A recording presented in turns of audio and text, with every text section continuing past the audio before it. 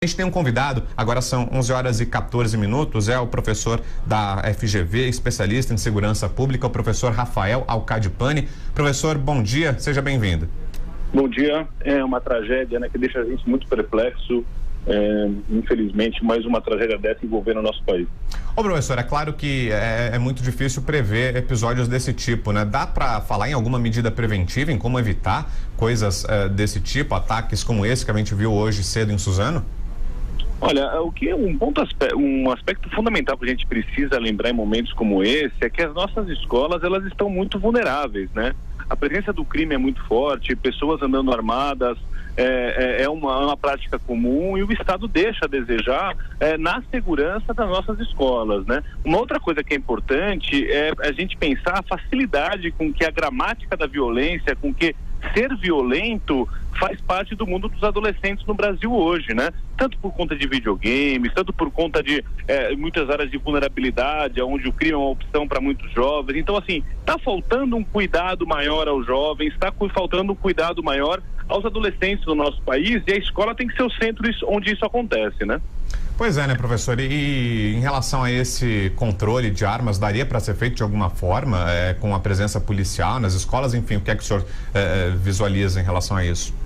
É claro que a gente não tem como ter, digamos assim, chegar no exemplo dos Estados Unidos, onde você vai ter detector de metais dentro de escola e tudo mais, né? Ou a gente não tem nem estrutura no Estado para poder fazer esse tipo de coisa. Agora, as armas têm que ser o mais restrito possível, né? A arma tem que estar só na mão da polícia. Então, a facilitação da arma, esse discurso armamentista que existe no Brasil hoje, ele acaba facilitando esse tipo de ação, né?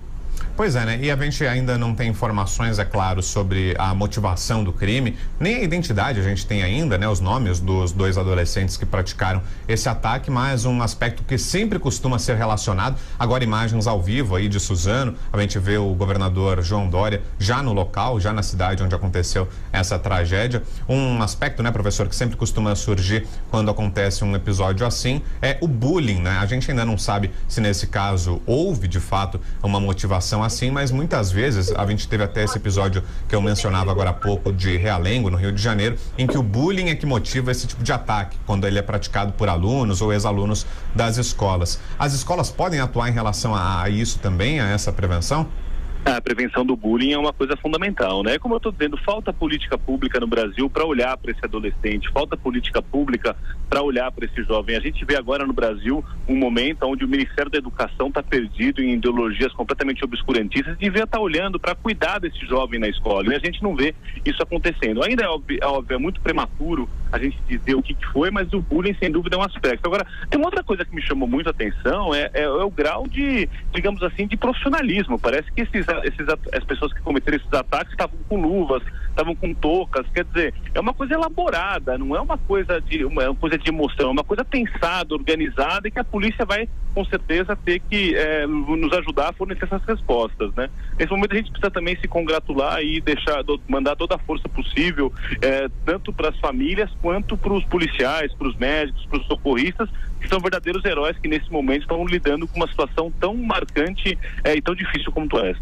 Pois é, né, professor? O senhor ressaltou aqui um aspecto importante. Ataques como esse geralmente costumam ser planejados, eles não são cometidos da noite para o dia. Esses alunos não chegaram hoje à decisão de cometer esse ataque. Possivelmente, pelas características do crime, o senhor acredita que tenha sido um episódio planejado, um crime premeditado? Claramente foi meditado, né? E assim, esses jovens, eles dão sinais, né? Eles vão dando sinais, porque você é adolescente, você vai falar para um, vai falar para outro. O que acontece é que esses sinais não conseguiram chegar na estrutura do Estado. Será que a gente tem a confiança desses jovens nas escolas para conversar? Ou será que a informação está chegando de forma correta? Mesmo para as próprias polícias, no momento onde o policial em São Paulo está sem aumento, né? No momento onde a estrutura da Polícia Civil está com bastante problema, quer dizer, isso é um outro aspecto que eu queria destacar. O que falta também no Brasil é a articulação de política pública. A gente olha a segurança isolada da educação, a gente olha a educação isolada da saúde. Em momentos como esse, a gente vê a importância de ter políticas que sejam integradas. A segurança tem que estar em contato com a educação, né? Essas coisas não podem ser isoladas como elas são no Brasil. É preciso haver mais integração entre essas áreas. Pois é, e na visão do senhor também um controle em relação às armas, para que isso não tenha uma circulação tão fácil, para que esses jovens não cheguem tão facilmente a esse tipo de produto.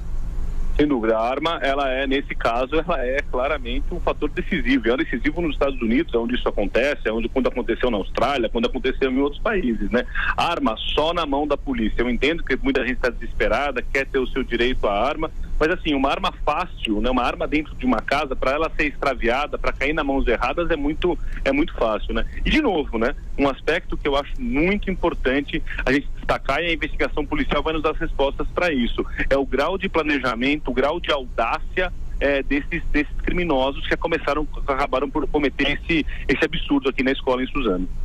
Perfeito. É a palavra do professor Rafael Alcadipani, ele é professor da FGV, a Fundação Getúlio Vargas, especialista em segurança pública, falando com a gente sobre esse ataque em Suzano. Ô professor, mais uma vez, na medida do possível, um bom dia, obrigado pela participação, pela presença. Obrigado, um abraço.